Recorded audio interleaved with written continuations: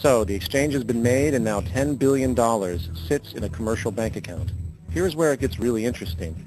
For as based on the fractional reserve practice, that $10 billion deposit instantly becomes part of the bank's reserves, just as all deposits do. And regarding reserve requirements, as stated in modern money mechanics, a bank must maintain legally required reserves equal to a prescribed percentage of its deposits. It then quantifies this by stating, under current regulations, the reserve requirement against most transaction accounts is 10%. This means that with a $10 billion deposit, 10% or $1 billion is held as the required reserve, while the other $9 billion is considered an excessive reserve and can be used as the basis for new loans. Now, it is logical to assume that this $9 billion is literally coming out of the existing $10 billion deposit. However, this is actually not the case. What really happens is that the $9 billion is simply created out of thin air on top of the existing $10 billion deposit. This is how the money supply is expanded. As stated in modern money mechanics, of course they, the banks, do not really pay out loans from the money they receive as deposits. If they did this, no additional money would be created.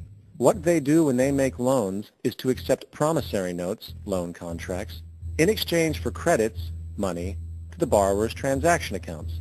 In other words, the $9 billion can be created out of nothing simply because there is a demand for such a loan and that there is a $10 billion deposit to satisfy the reserve requirements.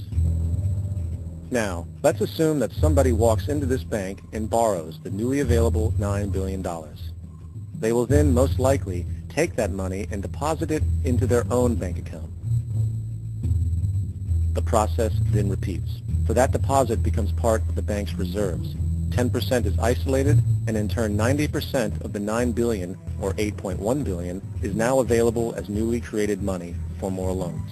And, of course, that 8.1 can be loaned out and redeposited, creating an additional 7.2 billion to 6.5 billion to 5.9 billion, etc.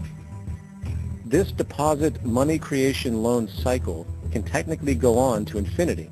The average mathematical result is that about $90 billion can be created on top of the original 10 billion.